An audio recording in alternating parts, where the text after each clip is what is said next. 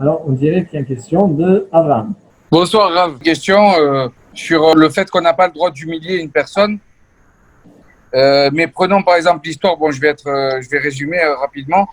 Une personne, Goy, a fait un travail pour un juif et elle s'est un peu moquée de cette personne. Elle a fait un mauvais travail, quoi, alors qu'elle aurait pu faire un bon travail. Mais elle a fait un mauvais travail et elle a quand même pris l'argent du juif. Et un jour, le juif rencontre cette personne dans un commerce et il lui dit devant tout le monde, écoute, euh, tu m'as pris l'argent, mais le travail, il n'a pas été fait correctement et ce que tu devais réparer, ça n'a pas été réellement réparé.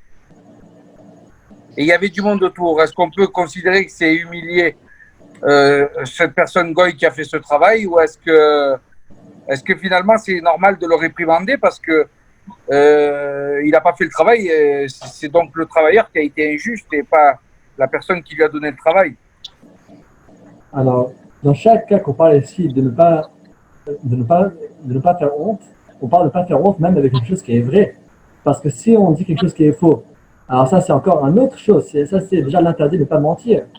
Donc tout ce qu'on a dit ce soir, c'est même si une chose elle est vraie, quand même il y a l'interdiction de ne pas faire honte. D'accord. Ok, merci. Est-ce qu'il y a d'autres questions? Ah, d'accord. Bonsoir les Yitzhak. Chazak Obarou pour ton shiur hebdomadaire, toujours rempli de plaisir, je dirais même quotidien, avec tous les rabbinim que vous êtes et vous nous faites vraiment plaisir à tous. Ça, c'est déjà le premier point. Deuxièmement, c'est juste une question de peut-être de détail concernant la veuve et l'orphelin. Je sais que c'est précisé bien sûr clairement dans la Torah. Est-ce qu'il y a un traitement différent pour les personnes âgées ou est-ce qu'il est précisé de même le respect des personnes âgées, des veuves et des orphelins, c'est quelque chose qui est inné logiquement chez tout orphelin. Mais je veux dire, est-ce qu'il y a des précisions sur les personnes âgées? Alors oui, il y a une précision sur les personnes âgées et qui est, personne qui est âgé, il faut le respecter du fait même qu'il est âgé, même s'il n'a rien fait de spécial dans sa vie.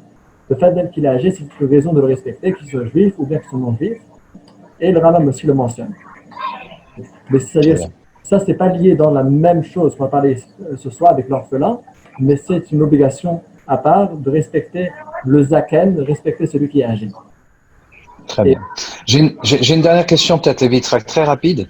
Ah, excuse-moi, tu n'avais pas fini? La Gemara, dans Traité Kiddushin, elle raconte que Rabbi Yochanan, avec d'autres sages, il respectait même des personnes âgées non juives, alors que c'était les plus grands sages. La Gemara raconte différentes choses qu'il faisait. Par exemple, il y avait un qui donnait la main pour aider à traverser la rue. On peut s'imaginer, c'est quoi? On peut s'imaginer, c'est le grand Rav, le grand Chacham de la Gemara, qui va venir et qui va tendre sa main pour qu'un non-juif puisse traverser. Pourquoi est-ce qu'il fait ça? Alors, c'est à lui, au grand Chacham, de servir l'autre. Il dit oui, puisqu'il est âgé. D'accord, ok, ouais, je comprends. Razak. Peut-être ce point sort un peu du cadre, tu me le dis s'il sort un peu du cadre, mais c'était la relation, toujours le respect, puisque cette semaine on a parlé énormément de respect, c'était concernant les parents, très rapidement.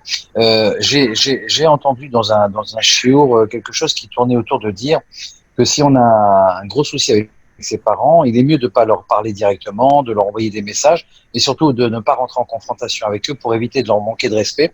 Est-ce que ça fait partie aussi des choses qui sont absolument logiques, qui doivent être réglées de cette façon-là quand les rapports sont trop difficiles, et donc il est préférable d'éviter de se parler tout en se faisant peut-être des messages style WhatsApp ou je ne sais quoi, mais on reste à ce stade-là le temps que les choses passent. Est-ce que c'est... Oui, il y a cette loi qui existe. Maintenant, cette loi dans les détails, la loi du respect des parents, on va la prendre dans le 14e livre, le livre des Shoftim, dans les lois. Donc, c'est à peu près dans 2 ans et demi, dans un peu de patience. Razak. Juste le point sur c'est que vaut mieux ne pas. En fait, il y a 2 choses dans le respect des parents. Il y a le respect actif, c'est de faire des efforts et de montrer notre amour vers nos parents, qui se traduit dans des actes et dans des paroles, etc. Donc il y a d'être actif positivement, et il y a aussi le négatif de s'abstenir, de ne pas faire aucune chose qui va les faire du mal. Donc c'est deux choses. De la même façon que dans les mitzvot, il y a les mitzvot positives, il y a les mitzvot négatives. Donc dans les respects des parents aussi, il y a les deux côtés. Alors, si personne, en ayant une interaction avec ses parents, ça va faire qu'il va les manquer de respect, c'est encore plus grave plutôt qu'il n'y ait aucun contact. Donc c'est mieux qu'il y ait zéro contact plutôt qu'il les fasse du mal. Alors, bien sûr que ce n'est pas ce qu'on veut. Ce qu'on veut, c'est qu'il y ait de réconciliation. Alors, Chazak Baruch.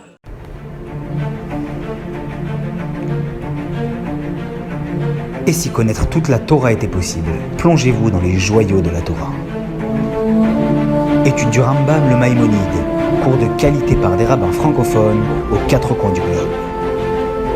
Un chapitre chaque jour, à raison de 20 minutes, pour finir en moins de 3 ans d'apprentissage de la Torah. Relevez le challenge, tous les soirs en direct à 20h30 ou 21h30 heure israélienne. Nos cours sont accessibles à tout moment, YouTube, Facebook et sur notre site torah24.com.